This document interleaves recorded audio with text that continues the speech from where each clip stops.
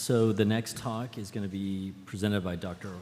Wunker, Pierkowski, Kunin, Wasp, Babichev, Foltz, Reganold, Allen, Shardo, Gertz, and Gladdy, coming out of the St. Louis University, Hospital for Sick Kids in Toronto, the Lunenfeld Tannenbaum Research Institute, and the University of Calgary, and Alberta's Memorial Sloan Kettering. Thank you. Hi. We have no financial disclosures. Rhabdomyosarcoma is a tumor that can originate from skeletal muscle, and it most commonly affects children and young adults. It's defined into several histologic subtypes, the two most common being embryonal rhabdomyosarcoma, or ERMS, and alveolar rhabdomyosarcoma, or ARMS. It's currently treated with multimodal therapy, including chemotherapy, radiation, and surgery. And despite this, the 5-year survival is only 30% in the high-risk form of the disease.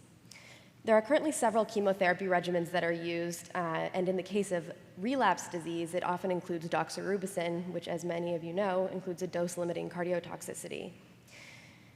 In order to minimize these systemic toxicities and optimize drug delivery, alternative formulations have been developed.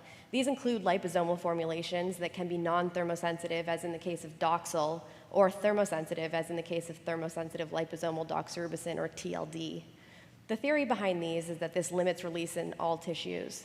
TLD is undergoing clinical trials in other solid tumors such as breast cancer and hepatocellular carcinoma. In order to heat these liposomes in the body, several methods have been used, and in the case of our study, magnetic resonance-guided high-intensity focused ultrasound is employed. The theory behind the temperature-sensitive form is that at body temperature, the drug remains encapsulated, but when heated to a mild hyperthermia of around 41 degrees Celsius, the liposome bursts, releasing the drug into the surrounding tissue. My hypothesis for this project was that MR-guided HIFU in combination with TLD would lead to a localized release in the tumor and a decreased systemic release in comparison to free doxorubicin. We had two aims for this project. The first was to determine the hyperthermia duration that optimized drug release in an RMS mouse model, and the second was to analyze if localized TLD release resulted in decreased systemic accumulation. This was our general experimental protocol. As you could tell, we have a multidisciplinary team to do this. The cells were grown in culture, injected into the mouse's hind limb, and then we screened them for tumor formation, and then they underwent hyperthermia treatment. In our initial pilot study, we found that this was a feasible method of heating these tumors. Here you can see an axial MRI image during treatment. The tumor is highlighted in red with our targeted area circled in yellow, and the corresponding temperatures on the right-hand side. So we were able to maintain our region of interest at our targeted drug release temperature while maintaining the animal's core normothermia and not having any off-target heating. So then we went on to look at the hyperthermia duration. The mice were then divided into either hyperthermia or non-hyperthermia treatment groups and treated for either 10 or 20 minutes with either thermosensitive or free doxorubicin. And then we euthanized the mice and analyzed their tissues with high-performance liquid chromatography. What we found is that at 20 minutes of hyperthermia, we had a significantly increased amount of doxorubicin in the tumor in mice treated with the temperature-sensitive form, and we saw a wider standard deviation in that heated group in the 10-minute treatment. There was no difference in heating or time duration in the free doxorubicin groups. We also found that when unheated, TLD remained circulating, which is as we expected, and this was higher in the 20-minute treatment group, whereas free doxorubicin is rapidly cleared. We then went on to analyze the systemic tissues and found that both the kidneys and spleen accumulate doxorubicin at similar levels compared to free doxorubicin. And we looked at the liver, which is important as doxorubicin has hepatic metabolism.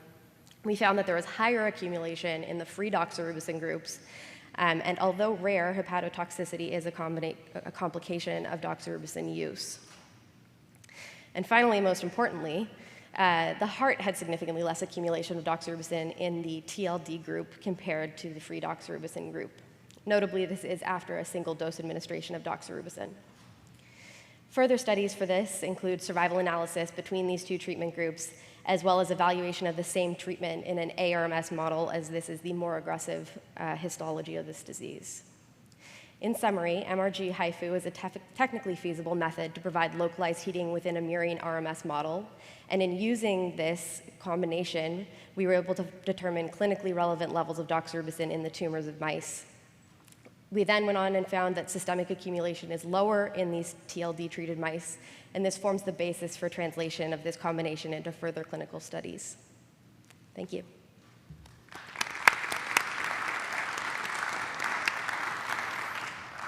This paper is open for discussion. So one question is that when you're using this type of equipment, is there, I assume a regular MRI and the type of equipment that you need would have to be purchased specially for this type of treatment? Yeah, so the MRI that we use is a 7 Tesla, which is not available in human sizes, but that's because we were treating tumors that were millimeters in size. In an adult human tumor, you can use this technology to heat up to a 300 square cubic centimeter, or about a grapefruit-sized tumor at one time.